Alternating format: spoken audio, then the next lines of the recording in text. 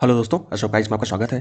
दोस्तों आज संडे है, आप लोग देख भी पा रहे होंगे कि आज संडे को हम क्लास नहीं डालते, लेकिन क्या है कि सैटरडे हमने कल ऑफ रखा था।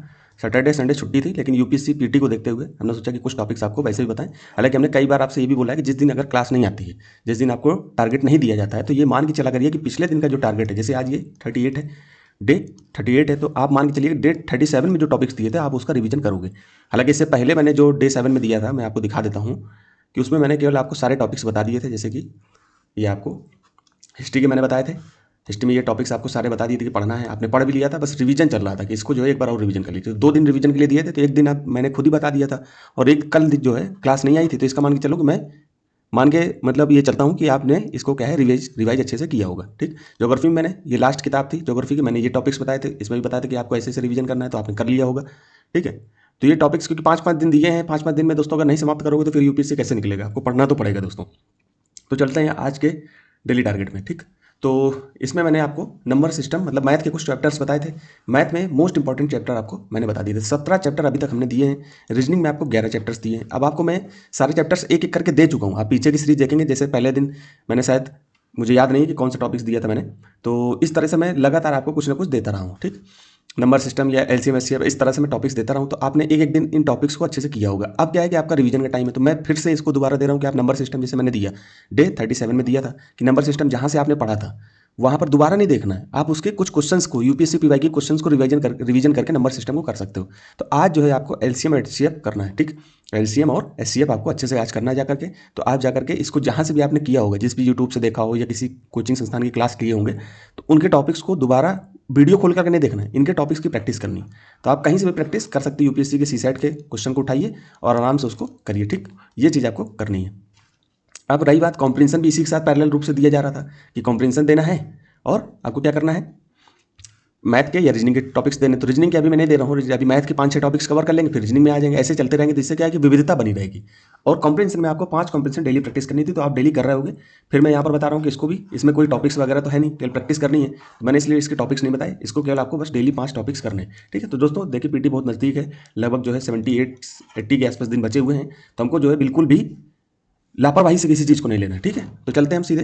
तो ज्योग्राफी हमारी समाप्त हो गई थी, तो हमने पॉलिटी के पीछे के चैप्टर जो पीछे छोड़े थे हमने, उसके बाद इसको फिर से स्टार्ट किया। तो आप पीछे के चैप्टर देख चुके होंगे कि हमने कहाँ तक दिया था लास्ट टाइम में। अब उसके आगे हमने फिर से 3 टॉपिक दिए आपको।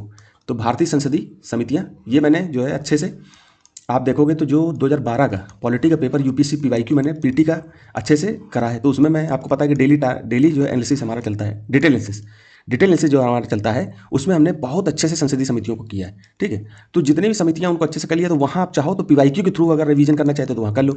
बाकी मैंने ये लक्ष्मीकांत पुस्तक से ये चीज़ें आपको बता रहा हूँ कि जहाँ जहाँ से इंपॉर्टेंट चीज़ें हैं जो आपको पढ़नी चाहिए, उसको आपको कवर करना है। तो इससे सवाल आ जाते हैं दोस्तों, तो इनको लापरवाही से नहीं छोड़ना है। दूसरा मोस्ट इंपॉर्टेंट है उच्चतम न्यायालय, इसको बहुत अच्छे से पढ़ना है, 10 पेज का है, अच्छे से आपको कवर करना है। ये भारतीय संसदीय समूह, ये थोड़े से आप इसको वेटेज जो है इनकी अपेक्षा कम दे सकते हो, लेकिन सीक्वेंस इसीलिए दिया क्योंकि वहाँ पर सीक्वेंस में ही चीज़ें दी हुई है। ठीक, तो इसको पहले स्टार रेटिंग इसको देनी है इस टॉपिक की अपेक्षा, कि 3 चीज़ें पहले आपको संसदीय समितियां और उच्चतम न्यायालय कवर करना। उसके बाद ये 2 पेज का है, ये भारतीय संसदीय समूह है, तो इसको थोड़ा सा देख लेना कि ये संसदीय समूह होते क्या है। ठीक, बहुत ज़्यादा इनमें डीप में जाने की जरूरत आपको नहीं है, केवल आपको समान एक जानकारी होनी चाहिए। बाकी आप हमारा पीवाईक्यू डिटेल एनालिसिस देखिए, इससे आपका पूरा रिवीजन हो जाएगा। आप देख के तो देखो दोस्तों, एक बार केवल आप देख लोगे तो आप ललचा जाओगे कि इतना अच्छा तो किसी ने बताया ही नहीं।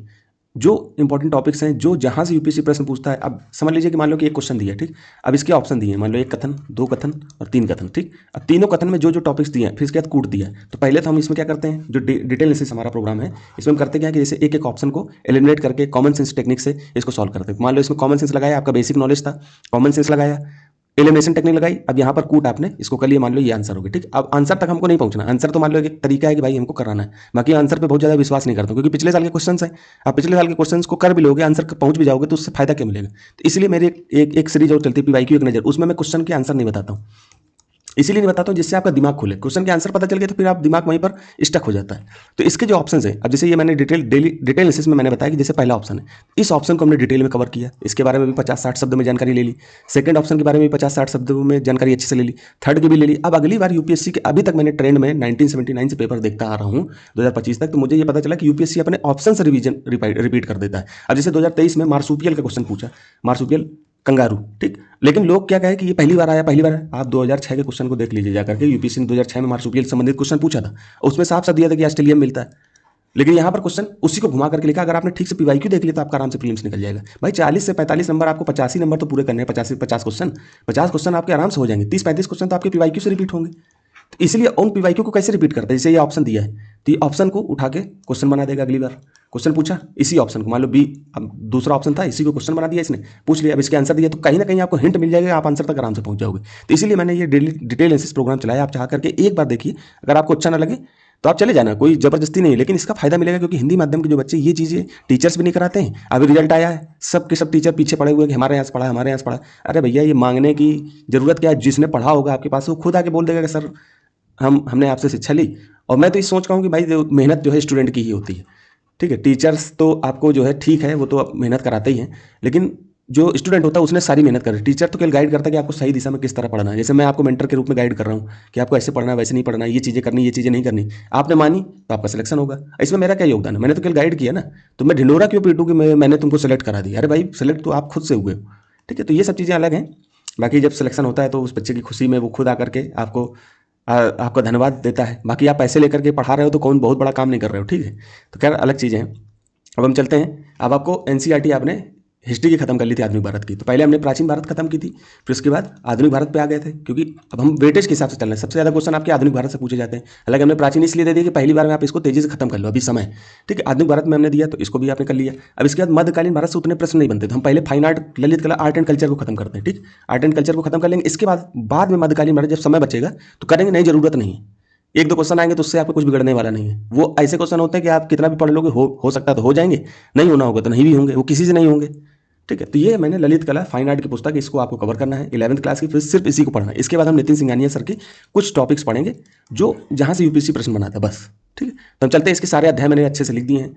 आप 11th क्लास की जो एनसीईआरटी है डाउनलोड कर लीजिए या कहीं से ले लीजिए, आपके पास पहले से हो तो नहीं पढ़ना। तो पहला चैप्टर है आपका प्रागैतिहासिक शैल चित्र, ठीक।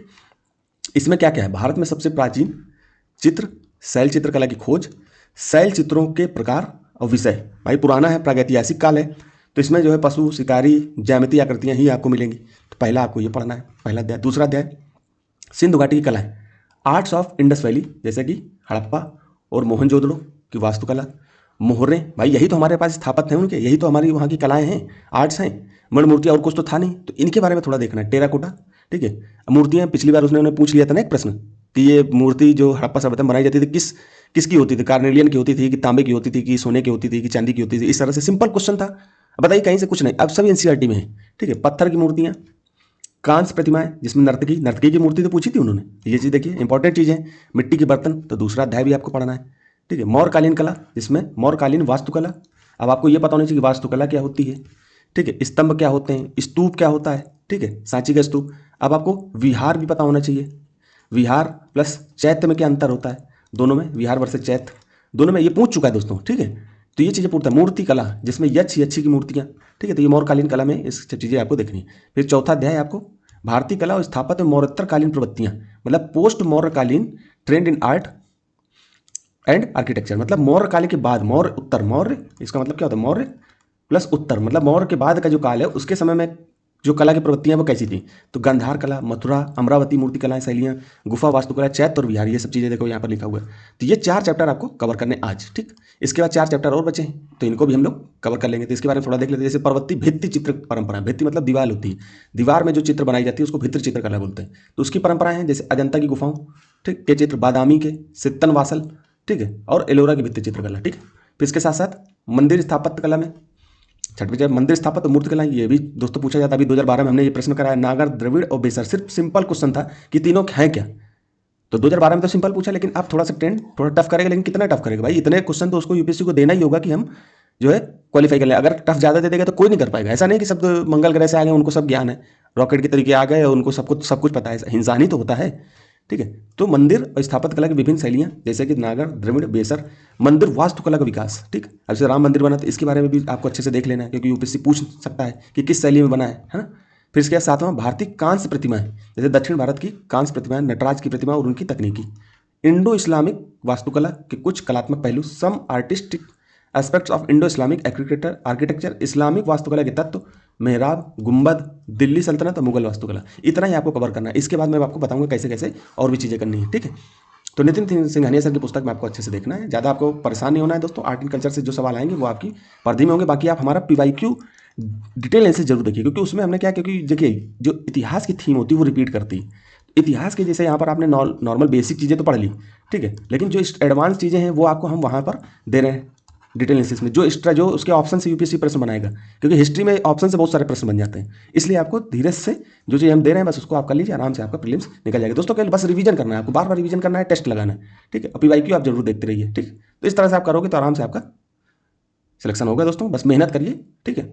बाकी देखिए, होना ना होना उस पर इतना परेशान नहीं होना है कि हम परेशान हो जाएं कि बिल्कुल हमारा सिलेक्शन हो ही जाएगा। देखिए मेहनत कर रहे हैं, परमात्मा साथ देगा, सिलेक्शन हो जाएगा। नहीं होगा तो उससे अच्छा करेंगे, क्या दिक्कत है। घबरा करके परेशान होकर के नहीं कि अरे परेशान, अब यूपीएससी के बिल्कुल नज़दीक दिन बचे हुए हैं, अभी तक मैंने कुछ नहीं पढ़ा, ये बार बार दिमाग में आएगा। तो उसको साल भर आपने पढ़ा है तो आपके माइंड में ये सब चीज़ें जरूर आएंगी, क्योंकि ये सब चीज़ें पढ़ने वाले के ही माइंड में आएंगी। जिसने पढ़ा ही नहीं उसके माइंड में तो ये सब चीज़ें आनी ही नहीं चाहिए, ठीक है। तो ये सब चीज़ें आपको सिर्फ 4 चैप्टर आपके ये वाले पढ़ने हैं शुरू के, फिर इसको कल देंगे हम 5, 6, 7, 8, ठीक। 2 दिन में इसको खत्म करिए, फिर इसके बाद तीसरे दिन रिवीजन करेंगे, इसके बाद हम दूसरी चैप्टर में आ जाएंगे। तो फिर यहीं तक रखते हैं दोस्तों, धन्यवाद।